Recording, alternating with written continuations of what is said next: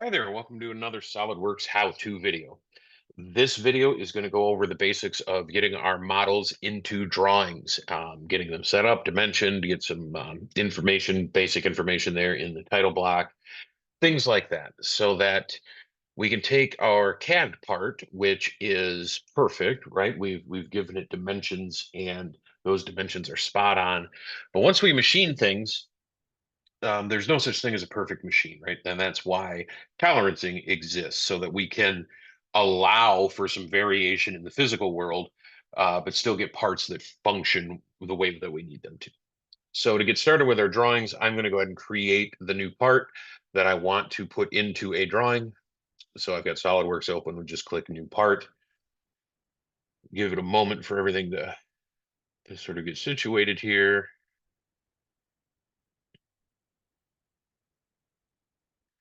And I'm going to start drawing on the top plane. And for this, I'm going to do just a simple plate with some holes in it. If for these purposes and for the things in the drawing that we need to sort of get the basics of, that's probably the best place to start. So I'll grab a rectangle, drop it at my origin. We'll give it some dimensions here. 3 inches sounds pretty good. We'll give it 3 by 1.5. And we will extrude that, yeah, 1/4 inch, accept. And then I'm going to use my hole wizard to drop some holes on that plate. And just for the sake of something interesting, let's do the counterbore hole, or countersunk holes rather, and stick it for 82 degrees since we're dealing in primarily standard screws. 1/4 inch should be good. And I'll hop on over here to my positions tab, grab that top surface, and just start to drop in points, which are already selected up here in my sketching tab. Again, anywhere SolidWorks sees a point in the hole wizard is where it's going to drop a hole. So I'm just going to drop some holes just to give me a nice hole pattern, pretty much so that I have something to draw. So let's do, it looks like 8 would be a good number. So I escape out of the point and I've got my 8 holes. Now I need to constrain them. So I can click and drag all 4 of these so that they're all selected.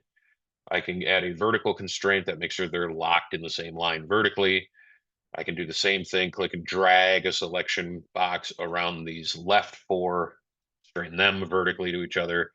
And then I'm going to go in pairs, click and drag so I get a selection box across and horizontally constrain every pair of horizontal holes. So we'll go ahead and do that. We're constrained. Now I've got to get some dimensions in here. Um, and there's, sort of quick and easy way if I want to get these centered in my plate left to right at least. What I can do is I can actually draw a line.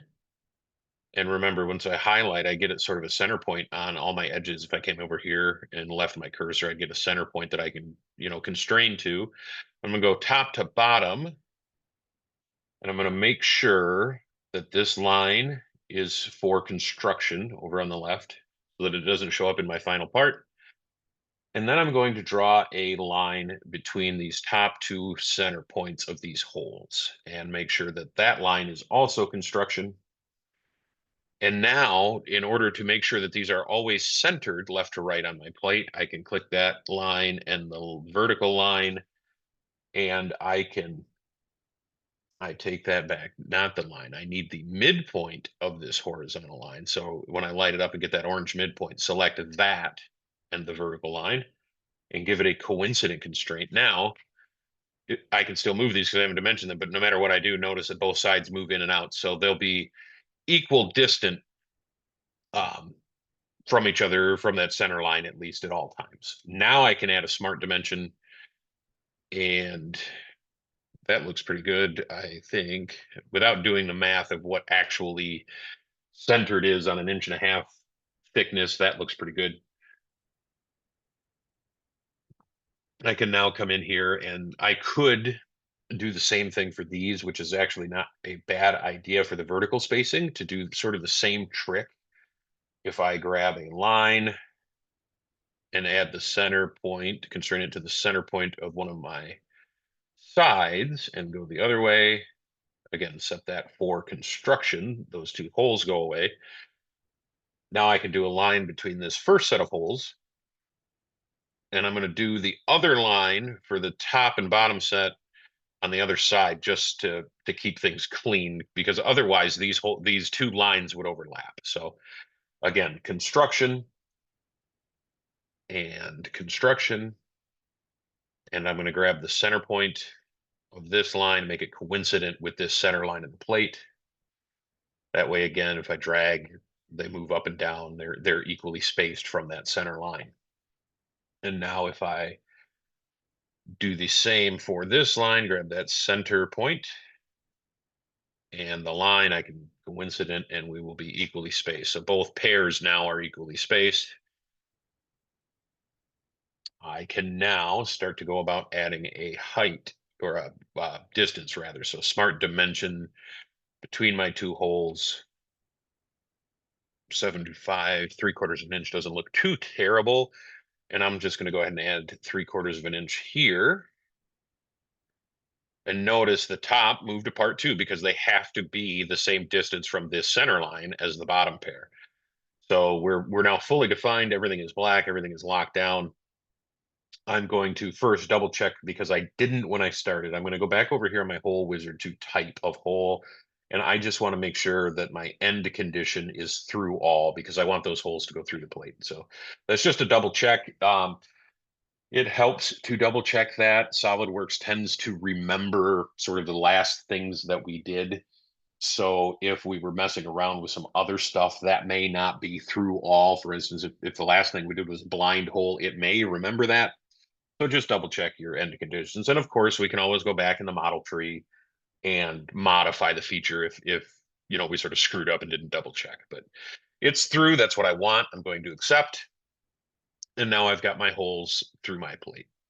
I have to save this, so I'm just going to save this and just call it drawing plate, because it really only exists for a demo. Now, obviously, file names are much more useful if you give them an actual meaningful name, but for the sake of demo, we've got a drawing. Now, getting this into a drawing couldn't be easier. So I'm going to come up to my menu here where I have a new file option. I'm going to hit the drop down and I'm going to click Make Drawing from Part. And that's going to open up a sheet size dialog, which is basically asking me what size and orientation of paper do I want, as well as what title block do I want. So by default, SolidWorks really only comes with some bare bones title blocks. If we browse, these are sort of the different standards it comes with. What I recommend for most drawings nowadays is a B size sheet. B is 11 by 17, and actually there isn't an 11 by 17 in here. It would be better if they had that, but a B size sheet is 11 by 17. And the reason I recommend that is twofold. So the big reason is it gives us more space. We can fit more detail in the drawing without getting things crowded, without necessarily having to add more sheets to get all of our information in. In the old days, I would have been recommending a D size sheet that was sort of standard for mechanical engineering drawings anyway, electrical also. But the drawback of this, in especially sort of our modern engineering landscape, is we don't really have plotters around anymore. So D is huge. D is something like 24 inches wide, and it requires a plotter. But most engineering offices don't have that anymore. We live in a digital world. So while we could create a D sheet and just expect it to always live digitally, if we go with B will fit in sort of the big office style printers that most offices have nowadays. So we can load up one of they usually have multiple trays of paper. We can load up one of those trays with 11 by 17, and we get a nice big printout. So the other benefit is that the 11 by 17 is sort of a multiple of the 8.5 by 11. So like the benefit that we'll get is if we decide to print this on sort of standard printer paper, 8.5 by 11, it scales down nicely and fits properly on a standard 8.5 by 11 sheet. So I recommend sticking with B for those reasons. Again, primarily just because it gives us a nice big usable space to work with. So I'm clicking on B and hitting OK, and SolidWorks will automatically populate my title block here sort of behind this window. And because I started the drawing from a part, it will come up with all the various sort of default views that I can drop into my drawing. So I am going to actually, um, for the first view, it helps to think about orientation of the page. So with this part that I have drawn, there is very obviously one dimension, the height on this front view, right? One dimension that is significantly bigger than the other. So the height is double the width of this plate with the way that I've created it. The paper is landscape. So it makes sense to sort of throw the biggest dimension, regardless of what these views are labeled. That doesn't really matter. Um, these are just default SolidWorks names for these views based on how we drew it. These views would change had I drawn this plate on, say, the front plane. So the names of the views don't matter so much as what they're actually showing us. And given that our paper is wider than it is tall, it makes the most sense to orient our part with this top view as our sort of default view. That way we can take advantage of the extra width of the paper. So I'm going to click that top view and bring it over into my, and just click over here in my drawing. And we should, I'm sorry, I need to drag over into my drawing. We should be able to let go, and we have our first view here. Now, without having clicked anything else, if I just sort of move my mouse off, we get what are called projected views. So we are default here into third angle projection. So if I come over this way to the right, that is the view I would have if I were looking at this plate standing to the right. Likewise, if I bring my mouse up, I get a top view. That's the view I would have if I were, sort of standing above it looking down. I can also come up sort of at an angle and get an isometric view, which is very handy, and I would even say almost mandatory. Um, as we get more detailed parts, it helps to show sort of the full geometry of a part that has a lot of detail. For now, though, with this particular plate, I'm going to skip the isometric view up here. I'm going to add a top view, and I'm going to add a right view. So I do that just by clicking, where I want. Now, if I hit escape, I will lose that projected view window. The views are in. I can click and select and sort of drag this around, but it will not let me drag up and down. I can move it further apart, but right now it's set to be aligned with this main view that we placed in, which is what we want. If I scroll over here to the sort of properties window and come down, we have all kinds of options. So we've got scaling options, we've got, projected dimensions. Most of this stuff works the best if we leave it linked to the parent.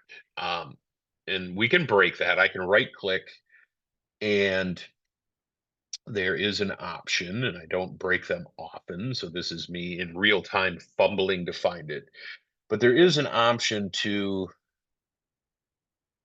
sort of break the link to the parent. So there we go. Alignment break alignment is the option that will allow me, if I click it, I can now put this anywhere I want.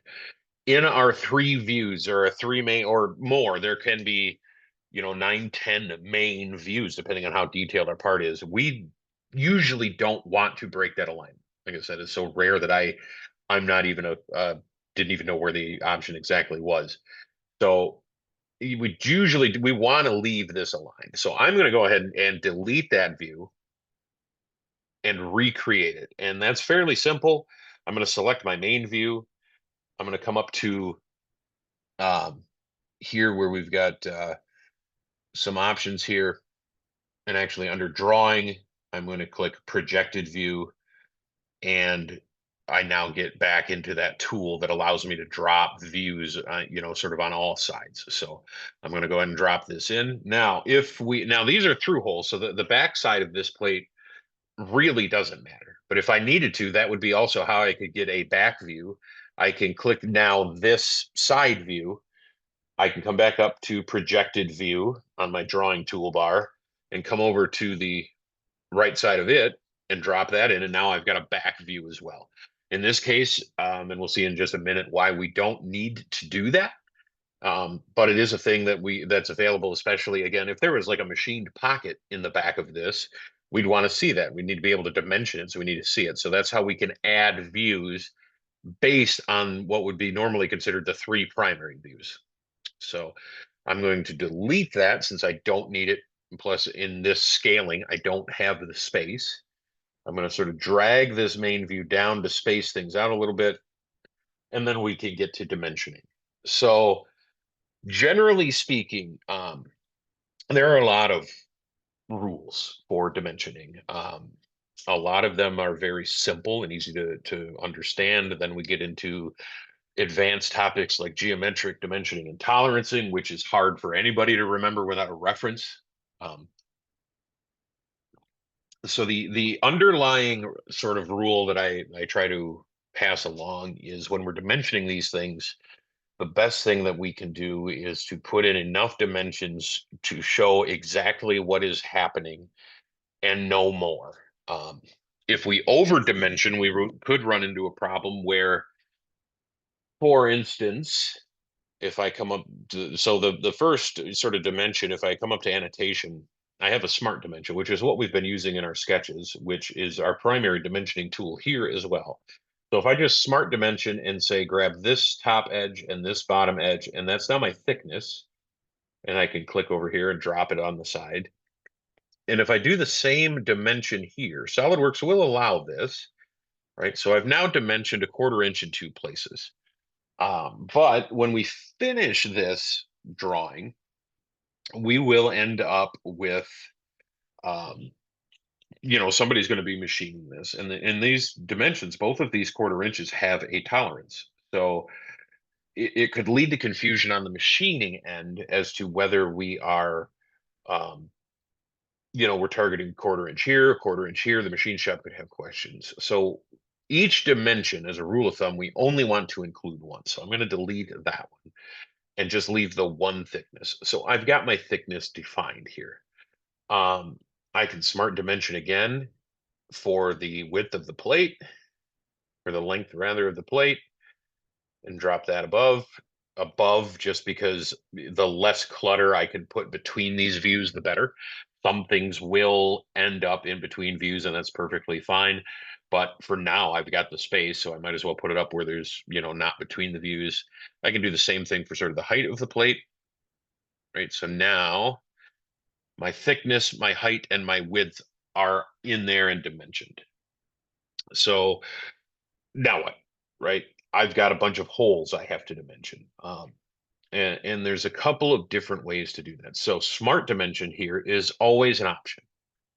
So smart dimension, these holes typically, now the center line is not usually a thing, even though I modeled it that way. The center line is not usually a thing that we would want to put a hole pattern off of. Usually want to come off of an edge, because machining, we're going to indicate off of an edge when we go to drill these holes. So normally I would grab an edge, and it doesn't matter. Just remember that whatever we pick to be, quote, our zero edge is always going to be zero. That'll be the end that a machinist would indicate off of every time they go to make one of these things. So I'm going to go ahead and grab this left edge and the center mark, the sort of plus sign for the hole, and come down and drop that dimension, click to sort of lock it down, put it on the drawing. And now I've got my 3/8. I can expand this out. So if I click, one of the options I have here on the left is tolerance and precision. By default, my document is set at 2 decimal places. I can increase that on any dimension or all dimensions to 3. I could go further if I have to, but I can go 3 dimensions here. And it's important to pay attention to decimal places, because ultimately in the future, we're going to add what are called block tolerances. So I can add tolerances to every dimension on this sheet to give my machinist some room, to work, or I can put block tolerances, which are a set of tolerancing rules that apply to every dimension. And I recommend always using block tolerances. But at the same time, you need to remember what they are and if they work for the thing that you are dimensioning. So when I zoom in, and SolidWorks' default template here um, has this sort of in for us to fill in later. We've got a 2-place decimal plus or minus and a 3-place decimal plus or minus, and those will be our block tolerances. So say 2 places, if I give them plus or minus 10 thousandths of an inch, right? And I've got this, that means that I could be 0.24 to 0.26 on this dimension. So we need to consider that when this came in, remember, it was at 2, and I'll change it back. This would look like this when this dimension came in. It was the default 2 places. So this could be 0.37 to 0.39, which may be good enough. It may not. So we need to keep those block tolerances in mind. For instance, for example, if my 2 place was plus or minus 10 thousandths, I might set a 3 place to plus or minus 5. So in that case, I'd get 375 to 385. Is that good enough? I don't know. But if I go to 3 places and I have a plus or minus 5 thousandths tolerance, now I have 3.7 to 3.8. So I just got tighter on my allowable band. So block tolerancing, and we'll go through how to get these in the title block in a future video. But block tolerancing is a thing I recommend setting up for your default sort of drawing template. I haven't. This is a fresh SolidWorks install. Normally, I have it in my default template. But at the same time, again, remember, we need to remember that those block tolerances exist, and we need to remember what they are.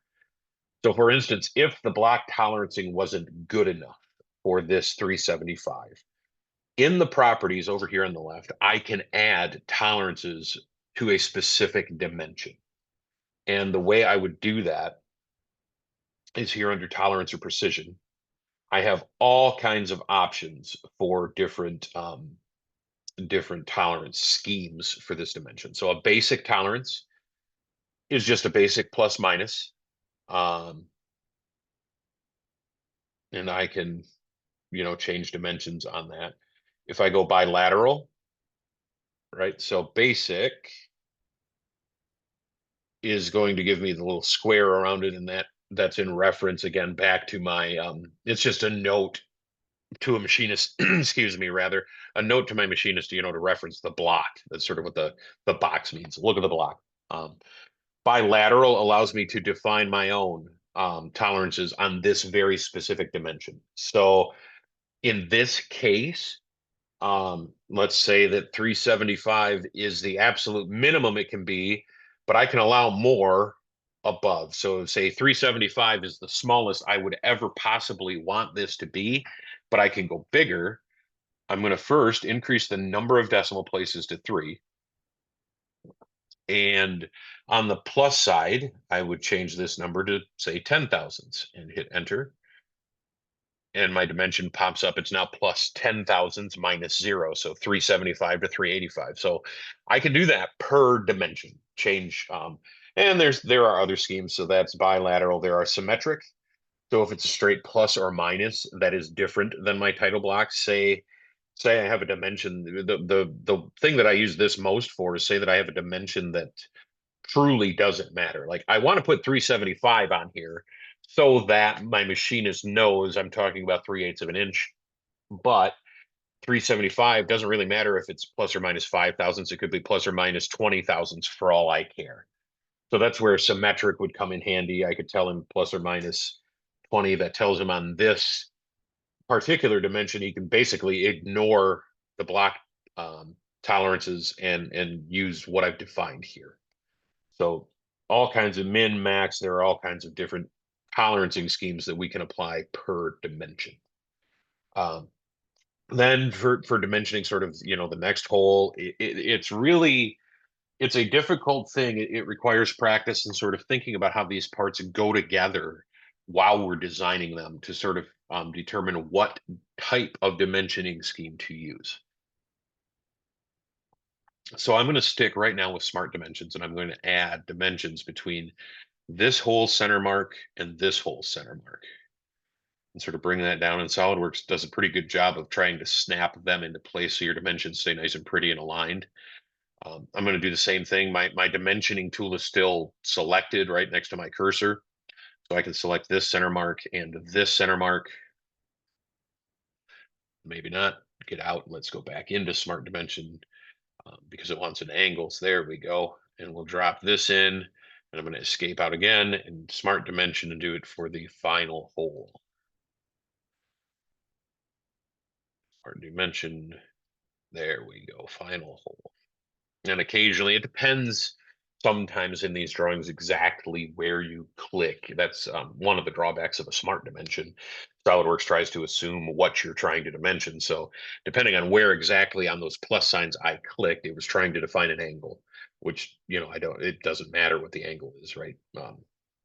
So I've got my distance from the end of the plate, and I've got my spacing between the holes.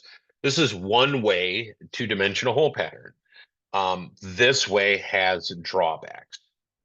So let us say that this 20 thousandths, for the sake of math, is our tolerancing on everything, right? So I could be 0.73 to 0.77 on all of these dimensions.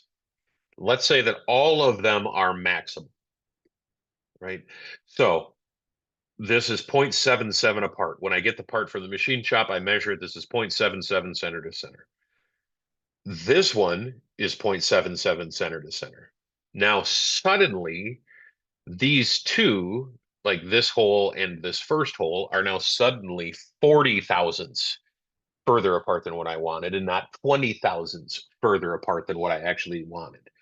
So that can be a problem dimensioning repeating features like hole patterns in this way.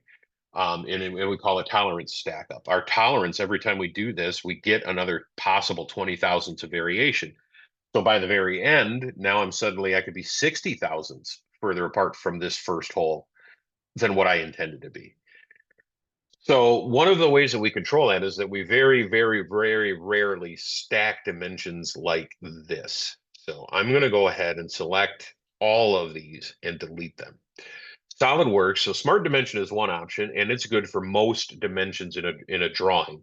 But in a drawing, we want to get more specific than smart dimension. So the drop down underneath smart dimension gives us all kinds of options um, for how to actually dimension these things. So the most common, I will say, are probably the ordinate dimensions and the baseline. So the baseline dimension, I'm going to select this wall, the side of my plate, and the center mark of my circle. Maybe not the center mark. Let's try that again. Baseline, pick this, and can we go? Yeah, we can go right to the circle, not the center mark. So I get my 3/8. Okay. Now I can right click and I can add to baseline. What is that going to do is it's going to remember where I started. So the edge here is going to remain 0. And I could just start clicking this hole. And now I've got a 1.13 dimension. And I can click this hole, I've got 1.88. And I'm going to expand these because all of these, just for the sake of being picky, right? So we've got an 1/8, we've got 7/8, we've got 5/8. This sort of mitigates that problem of tolerance stacking. So again, if we're 20 thousandths, right? 20 thousandths, and again, maybe I should have left them in 2 just for, easy math. So I can be 1.15 from this hole, or from this edge rather, and I can be 1.9 from this edge. Between them, though, there's still only that 20 thousandths of spread. So mathematically, the tolerances don't sort of creep up on us when we dimension things in this way. So baseline is one way to go. The The disadvantage is every dimension on a baseline is sort of, taller than the other one. It sticks down further. So eventually, if this plate, extended all the way across the width of my page, I have to, would start to have to move this view up and maybe run out of room because I've got to have space to fit all this. So even better, in my opinion, for something like a hole pattern is going to be the ordinate dimension. So I'm going to go ahead and select all of those dimensions and delete them. And those are just the blue that we see there is just artifacts left on my screen. Um, and I'm going to go back up to my drop down under Smart Dimension, and I'm going to click Ordinate Dimension. And actually, I have horizontal and vertical. I know I want horizontal here, so I can click horizontal, and that'll sort of prevent things like we saw with the angle there briefly a few minutes ago, where it tries to draw an angle instead of my hole pattern. So again, I'm going to start with 0, which would be this edge. And this time it's actually going to call it 0. That's, just a reference. I'm going to select this circle, and it's just going to start as I select circles, just start to draw leader lines with dimensions. If I escape out now I've got 0, and the way this reads is this hole is centered 3/8 of an inch from 0. 1 1/8 from 0. And the benefit is these are all in a row. So the more holes I have, I don't have sort of lose any height. So ordinate dimensions, I like wherever I can use them because they save space. Um, and we can do it again on the top. Now, I did not notice I could, if I right click and add to ordinate, I could add in this edge, but I've already defined the overall length of my plate in this top view. So I'm not going to redefine it here. What I am going to do though is I'm going to come up and I'm going to do a vertical ordinate dimension. I'm going to select this bottom at 0. So sort of this bottom left now is 0, 0. So all of these dimensions are taken from it. I can select this circle and get the dimensions from 0 to those circles. And again, that helps mitigate by using a common reference. It helps mitigate that tolerance stack up problem. So the really sort of only last thing as far as these views are concerned is we need some information regarding these holes. There's a couple of different pieces of information we could really add. Some of them I think are better suited for a more advanced video topic, but keeping it basic, I need to know what the hole is. And this is where one of the benefits of having used the hole wizard comes in, is that there's a lot of information stored in SolidWorks in this hole that we can grab by coming up here to our annotation tab on our toolbar, which is also where dimensions are, hitting the hole call out and selecting just one hole, just clicking and coming out here. So now I get an automatic sort of machining instruction. I'm saying I need 8x, so I need 8 holes at a diameter of 0.27, which would be the clearance drill for a 1/4 inch hole or a 1/4 inch screw. And the V means I'm going to countersink it a diameter of 0.51 at a 82-degree angle. So sort of the one tool, because we used the hole wizard, the one hole call out tool gives us all of that information, and that's all I need. It already tells me all 8 of those holes are that size with those specifications. So that sort of wraps up, at least for this plate, that's the sort of the basics of how we get dimensions into our drawings. I hope this has been helpful. We'll get into more advanced topics in future videos, things like populating our title block, some more section views, things like that. So this has been a SolidWorks how-to video, and I look forward to seeing you back in the next one.